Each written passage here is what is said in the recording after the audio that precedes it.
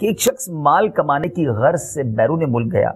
وہاں اس نے لکڑی کا ایک پرانا باکس خرید کر اسے تالا لگایا اور اپنی رہائش گاہ میں رکھ لیا. جو کچھ کماتا اپنی ضروریات کے لیے رقم الگ کر کے بقیہ کمائی ایک سوراخ کے ذریعے اس باکس میں ڈالتا رہا. جب کافی عرصہ گزر گیا تو اس نے سوچا کہ اب تو اس ڈبے میں، اس باکس میں بہت ساری رقم جمع ہو گئی ہوگی.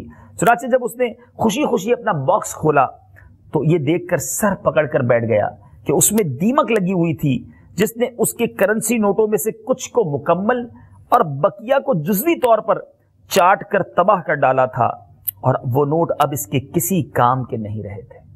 پیچھے اسلامی بھائیوں، بظاہر تو یہ ایک فرضی سی حکایت ہے، لیکن ایسے شخص کی تکلیف کا عالم کیا ہوگا جو زندگی بھر بچا بچا کے اپنی خواہشات کو گویا اس کا گلا گھونٹ کر اپنے لیے کچھ رقم جمع کرتا رہا، اور ایک وقت آیا کہ جب ضرورت پڑی تو وہ ساری رقم کسی کام کی نہ تھی. میرے پیچھے اسلامی بھائیوں، یہی معاملہ نیکیاں کمانے کا ہے. جی ہاں، بہت سارے اس وقت دعوت اسلامی کے ذمہ داران سن رہے ہوں گے جو بظاہر نیکیاں کر رہے ہیں. ہم بعض اوقات جامعۃ المدینہ میں تدریس بھی کر رہے ہوتے ہیں، جامعۃ المدینہ کا دورہ کر کر کے طلباء کی خیر خواہی بھی کر رہے ہوتے ہیں، اجتماعات میں شرکت اور مدنی قافلوں میں سفر بھی کر رہے ہوتے ہیں، مدنی حلیہ اپنا کر بھی نیکیاں کما رہے ہوتے ہیں. بہت بہت اچھی بات ہے، یہ اللہ کی طرف سے بہت بڑی سعادت ہے ہمارے لیے. مگر غور کیجئے، کیا یہ نیکیاں بچ بھی پا رہی ہیں؟ کیا یہ نیکیاں سیکیور بھی ہیں؟ کہیں ایسا تو نہیں کہ یہ نیکیاں ہم سمجھ رہے ہیں کہ جمع ہو رہی ہیں، لیکن کہیں وہ نیکیاں کچھ ایسے اعمال ہمارے کرنے کی وجہ سے گناہوں کی دیمک کا شکار تو نہیں ہو رہی؟ میرے پیچھے اسلامی بھائیوں، نفس و شیطان انسان کو نیکی سے روکنے کے لیے پورا زور لگاتے ہیں.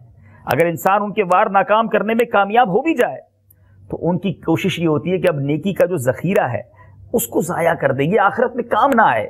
اس لیے وہ انسان سے ایسی غلطی کروا دیتے ہیں جس کی وجہ سے نیکی کا ثواب بالکل ختم یا کم ہو جاتا ہے.